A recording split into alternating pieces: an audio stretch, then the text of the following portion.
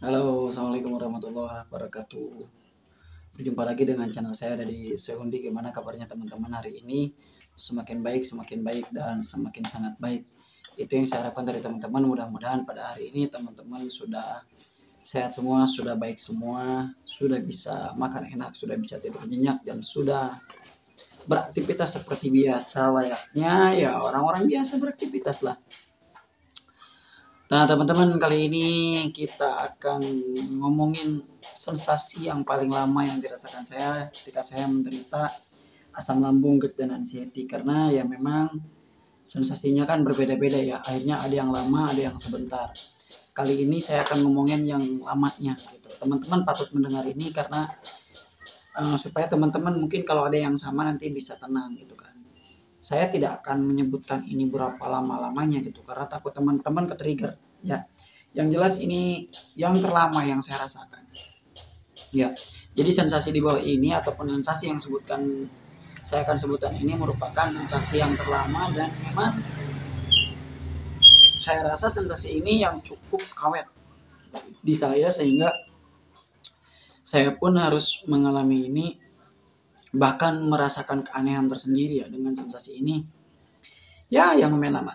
Jadi teman-teman, sebelum dilanjutkan videonya, subscribe dulu channel saya, dibunyikan notifikasinya ataupun loncengnya.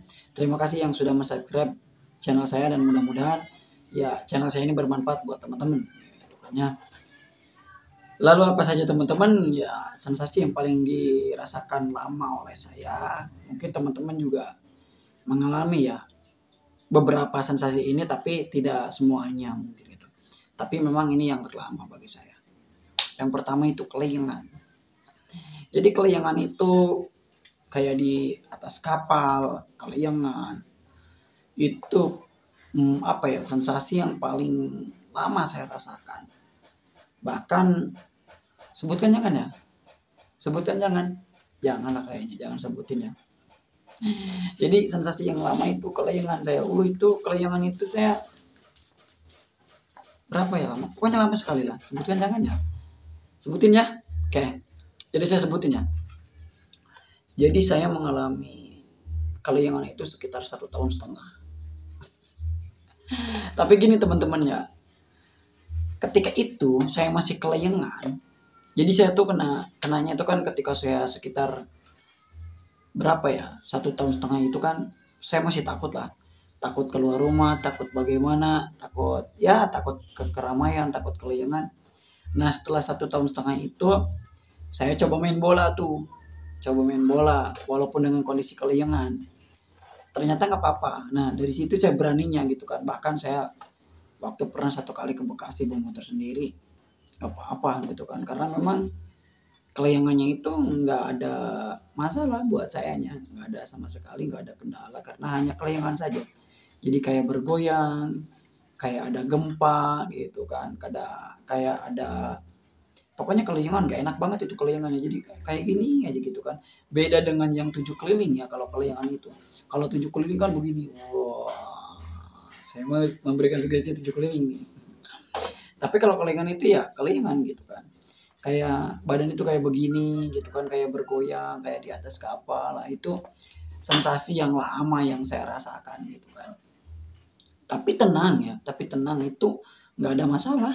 Jadi nggak ada masalah dan nantinya akan baik sendiri. Saya pun gitu ya. Setelah saya olahraga, setelah saya main bola ternyata memang sensasinya hilang gitu kan.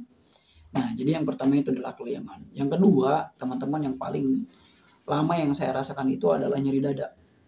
Ini nyeri dada itu yang kedua lama, hampir berbarengan ya, hampir bersamaan dengan kelayangan tersebut, itu yang lama.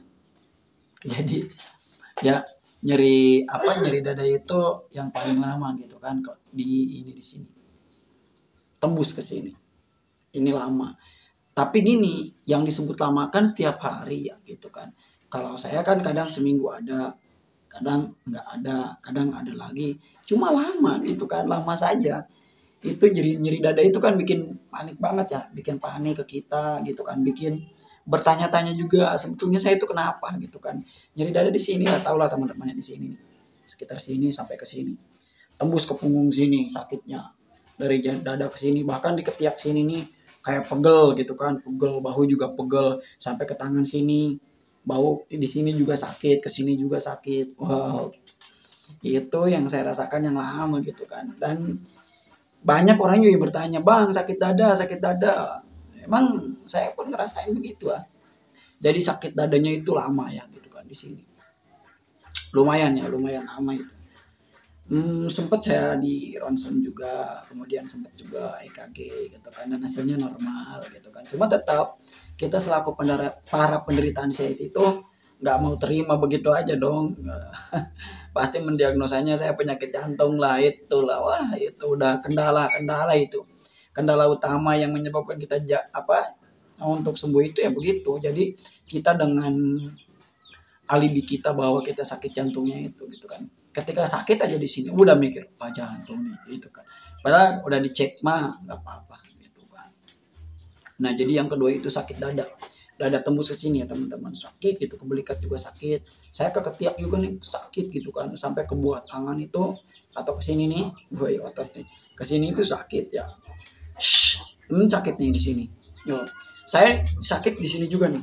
Jadi di sini tuh sakit, ke ketiak sini sakit juga, ke belakang sini sakit. Bahkan nih di sini saya tuh pegel gitu kan ya teman-teman, pegel banget, di sini juga pegel. Oh, pokoknya itu luar biasa gitu kan.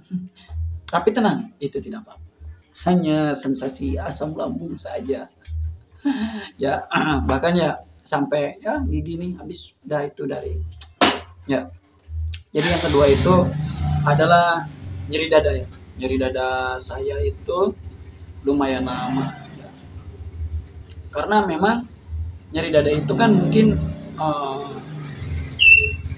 penekanan gasnya itu mungkin ya ke atas gitu kan, yang menyakit ada sakit di sini gitu kan ya. Kemudian ini kita ngomongin yang lama. Kalau sendawa itu udah jangan diomongin karena sering banget sendawa mah ya.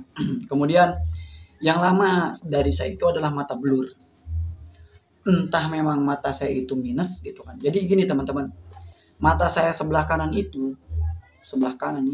itu betul-betul kalau misalkan ditutup seperti ini, itu mata saya tuh betul-betul samar banget, nggak kelihatan gitu kan, samar banget. Kalau yang kiri ini lumayan masih bagus gitu.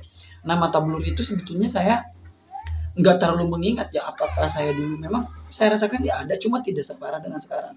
Jadi mata blur itu sekitar itu lama ya saya, pokoknya barengan lah. Jadi mata blur kayak berair gitu kan. Kemudian jadi kita itu tidak kuat menerima cahaya, jadi kayak silau gitu kan ke mata. Itu saya aneh itu. Jadi mata blur itu saya lama juga gitu kan. Kenapa ya? Efek dari asam lambung bisa sampai ke situ gitu kan. Mata, jadi saya kalau misalnya ngelihat cahaya itu kayak vampir, nggak kuat saya. Jadi saya harus pakai kacamata hitam gitu kan. Wih, keren saya. Jadi kayak vampir saya. Kalau misalkan ngelihat matahari itu nggak kuat saya. Jadi harus begini terus gitu kan. Jadi blur mata tuh, blur ke sini. Wah, itu lumayan lama itu saya. Lumayan lama gitu kan. Nah, yang ketiga tadi ya. Ya, yang ketiga tadi. Nah, yang keempat itu teman-teman, ya yang terlama sensasi di saya itu adalah keringat dingin. Nah, ini keringat dingin yang membuat saya paling parno. Kenapa? Ya, saya dulu pecinta Google ya. Sakit ini saya menjadi pecinta Google. Akhirnya saya kan bertanya sama Google, kenapa badan dingin dan kaki dingin? Nah, jawabannya itu macam-macam gitu ya. Aduh.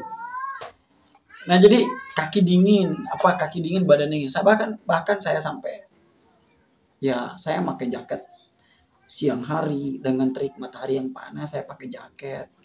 Kalau saya bawa motor kemana keluar, kalau nggak pakai jaket langsung saya itu kumat asam lambungnya, kumat anxiety-nya. Tapi sekarang teman-teman ya cukup memakai kaos gini aja.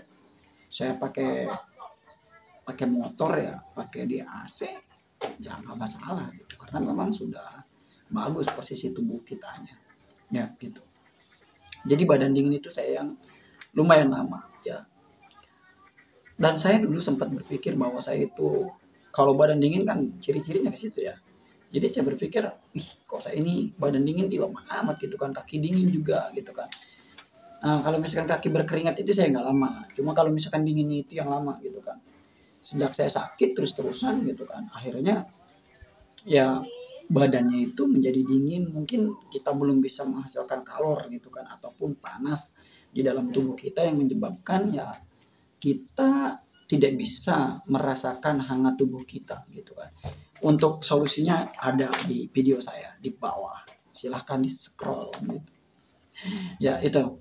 Kemudian yang sensasi yang lama di saya juga apa ya? Ntar saya ingat-ingat dulu. Karena mungkin ada beberapa yang udah saya lupa gitu kan, karena sekarang itu udah biasa lagi. Kalau sendawa enggak saya enggak terlalu lama kalau sendawa ya. Jadi empat itulah yang paling mendominasi di diri saya, yang paling lama sembuhnya sensasi itu gitu kan. Nyeri dada, kelayangan gitu kan, terus panas dingin gitu kan, mata blur, nah itu yang paling lama di saya. Bahkan ya mungkin teman-teman ada yang berbeda dengan saya, mungkin ada saya sih ada sensasi-sensasi yang lain yang memang ya yang lama, mungkin saya lupa lah, tapi beberapa itu kayaknya yang paling lama di saya ya, yang paling lama kelayangan. Kalau sakit perut enggak ya, enggak, saya enggak terlalu perut enggak sakit. Kurus badan kali lama ya sensasi itu. Kalau itu kan nggak bisa dipaksain ya kita, kalau misalkan badan kurus. Menurut teman-teman saya kurus nggak? Ini saya akan coba mundur ke belakang. Uh, nih,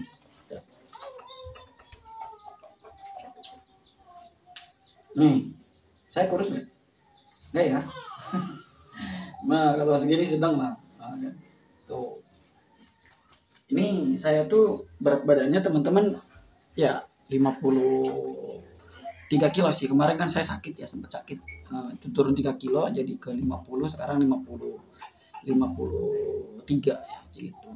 Dulu sih sampai ke 47 waktu sakit itu, cuma alhamdulillah udah naik gitu kan.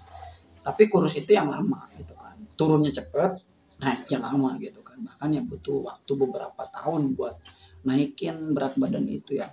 Kalau sensasi yang lain mungkin sama aja ya, sama aja pernah dirasain oleh teman-teman gitu kan, nggak terlalu lama gitu kan. Nah yang paling panik itu yang menjadi kendala ya bagi kita. Jadi panik itu yang memang betul-betul ya mempengaruhi segalanya gitu kan. Ya pokoknya sangat mempengaruhi itu panik.